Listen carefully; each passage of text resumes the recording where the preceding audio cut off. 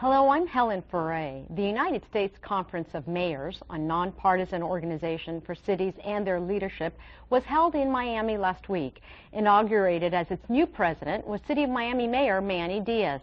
He joins us on the program to discuss this and his thoughts on other city issues, such as the Miami Mega Plan. Mayor Diaz, thanks so much for joining us. Really, it's the global initiative, which is part of the Mega Plan, but let's start with that first, if you will. There's been a lot of criticism in the media, and by some particular critics, such as Norman Brayman, not so much with the goals you're trying to accomplish, but the way with which you've gone about accomplishing it. One of the discussions is, for example, the global agreement was presented to the City of Miami Commission with less than 24 hours for it to be reviewed. Number one, is that correct? And two, why? Number one, it's not correct. And in actuality, the global agreement is really a series of initiatives that have been around for a very long time. Like, for example, take the tunnel project, which has been discussed in this community, analyzed, studied for over 20 years. The only thing the global agreement did was it took all of these issues that had been around for a long time, many of which had actually gone to referendum and voted on by the public, and said, okay, if you want the city to help you with the financing of the tunnel, for us, it's important that you help us with the construction of a baseball stadium at the Orange Bowl site. So that's really all we did. We took all of these things, all these issues that were out there, and put them in a basket and said, as business people do every day of the week, including Mr. Brayman, and said, here's what we want to do. I'll give you this. If you give me that, you give me this, I'll give you that. Fully recognizing that each of those individual issues have to come back for a vote in a public hearing. As, for example, when the tunnel was voted on, was approved, subject to notice, subject to public participation, et cetera, et cetera. The baseball stadium agreement had to come back to both commissions for approval by both commissions. So it really just created an outline, a framework for both the city and the county to move forward, subject to additional hearings and additional... But there were some who criticized that when the global agreement was first presented, it was done with less than 24 hours, and that they didn't have enough time to review that. Critics of yours are saying, well, there was so much pressure to approve it, the idea was, it's a good idea, let's get it approved and we'll discuss it later. Well, it wasn't 24 hours, it was longer than that. We had briefings with all the commissioners leading up to something as comprehensive as that. Doesn't get presented to the commissioners 24 hours ahead of time. What the reference that is made is to a resolution. The resolution wasn't drafted until the end, but the content of the agreement had been discussed with the commissioners actually for weeks. And by the way, the judge ruled last week that the city did not violate its notice provisions under the code of the City of Miami, the code of the county, or any other code. Let's talk about the Marlins Stadium. There's so much discussion. Tough times right now economically for every city, but Miami in particular. Why support an industry that's for profit? The Marlins, by all accounts, really get a sweetheart deal, and the taxpayer is really held liable if the Marlins should go belly up. Well, no. First of all, it's not a sweetheart deal. If you compare the deal that the Marlins are getting compared to other deals in the country right now, it is not a sweetheart deal, number one. Number two, the money, it is precisely because we're in difficult economic times that we should be encouraging the construction of projects that are going to create thousands of jobs, not just temporary jobs for the construction, but also the jobs that remain once the structure is built. The money for the stadium comes from tourists. The same tourist tax dollars that went into building the Performing Arts Center, for example, that go into the Miami Beach Convention Center. That's the money that's going into this project. It is not taxpayers, City of Miami or Miami-Dade County taxpayers that are footing the bill for it. If the Marlins go over budget, it is the Marlins' responsibility. It is not a city taxpayer or a county taxpayer that is on the hook for any overruns. It is the team. Joe Robbie did his stadium, and he financed it himself. Why not ask the Marlins to just finance their own stadium? Well, first of all, it's the market. I mean, Mr. Robbie did this umpteen years ago when life, I guess, was different in America as to baseball stadiums and arenas and football stadiums. But if you look at the market today, if you look at what other cities are doing to be competitive, this is a deal that is competitive with all the other deals in America. But there are cities that are doing it with private monies. Well, there are very few. They're the exception, certainly not the rule. For example, right now New York is spending, I think, close to $1 billion in building infrastructure for the new Yankees and and Met stadiums. That's just the reality of the world. And also, let's also focus on the fact that the stadium itself, the physical plant, is owned by the people. It will be owned by Miami-Dade County. It is not something that is being built and then deeded over to the Marlins. The Marlins are allowed to play there, but it's because it's the Marlins today. Now, but the fundamental question is, do we want to keep Major League Baseball in South Florida, or don't we want to keep? But at what price? Well, isn't the question, yes, I would say most people would agree with yes, right. But at what cost? At what point does the cost not make sense? Well, if you want it, then you have to pay for it. I believe that the deal that was structured is a good deal. Now, if people like Norman Brayman don't like the deal that was cut, then he has, like every other person in our great country, the right to oppose me or any of the commissioners at the city or the county level. Just because you don't like a deal doesn't mean that you run into court to challenge policy decisions made by those people that are entrusted with public money. And again, I want to emphasize, these are tourist tax dollars.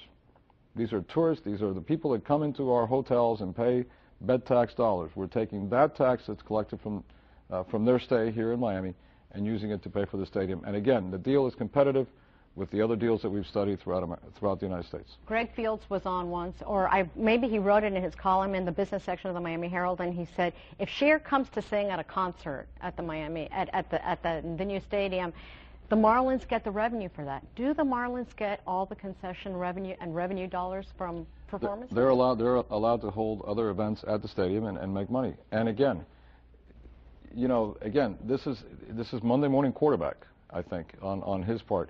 We want the Marlins to be successful.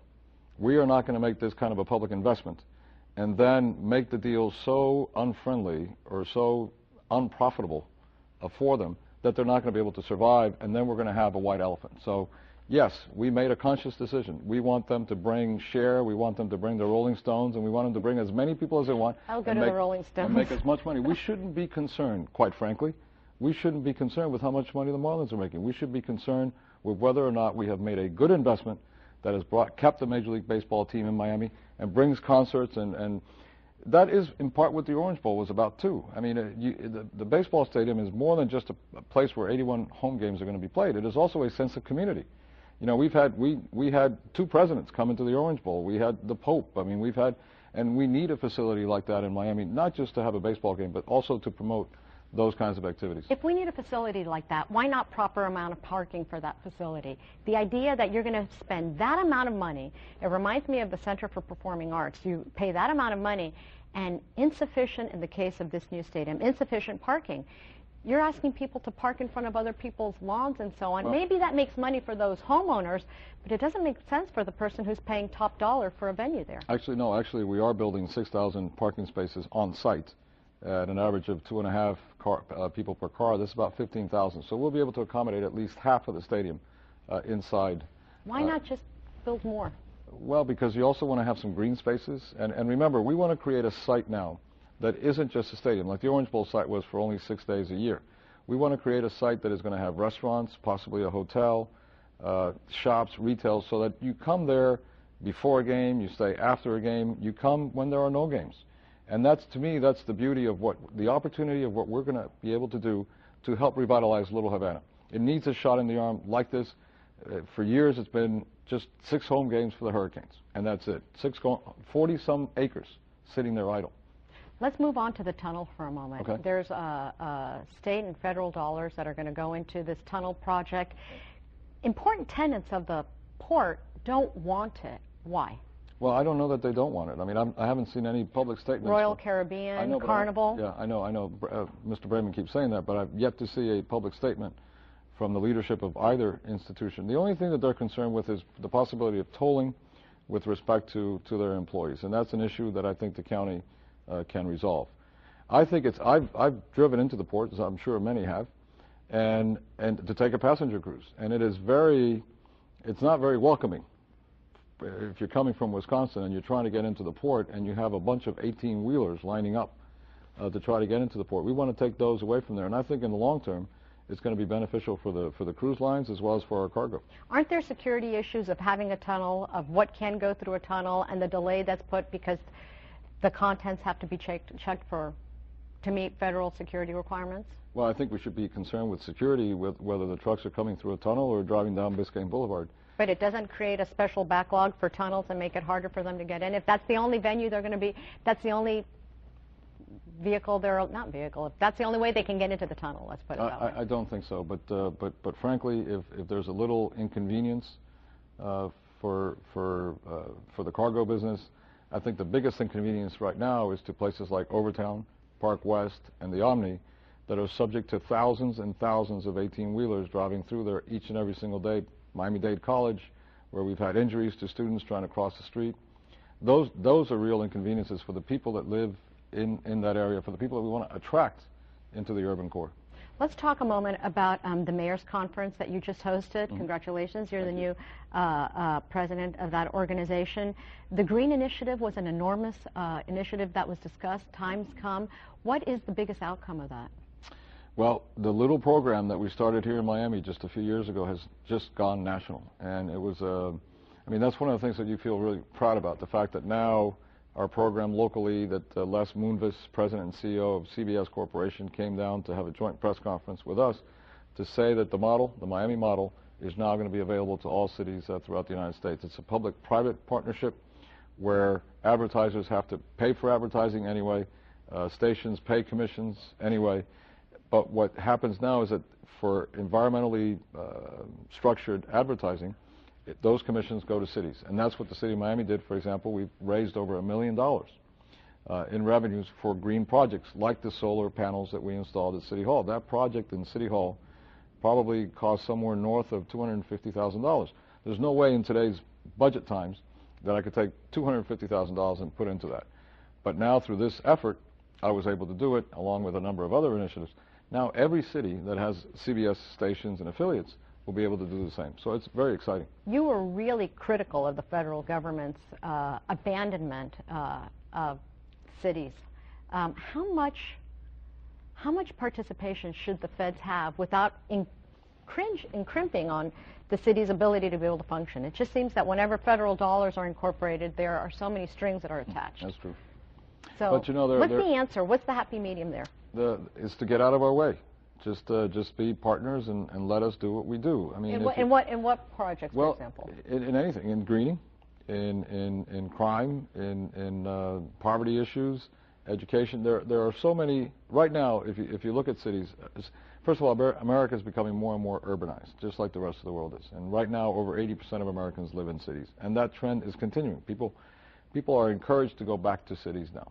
And that's where the jobs are, that's where the opportunities, the art, culture, and everything else. Price of gas? Price of gas, that's right. Price of gas. 85% or so of our GDP is generated out of cities. So America is its cities. We are the economic engine of this country. We are the innovators in this country. We are in the front line when there's a problem. We see it first, and we start trying to resolve it and fix it first. So the notion that Washington, through regulation, or through inaction, abandons us and doesn't become our partner is bad, not just for cities. It's bad for Americans, because that's where we live, in cities, and it's also bad for America, because we live in a completely different world right now. Right now, we're not competing, we're not at the top of the heap anymore. I mean, you know, we are seriously competing with China, and it's going to get worse, with India, with Russia, and Brazil, and a number of countries in the world that are going to make it more and more difficult for us to sustain our economic superiority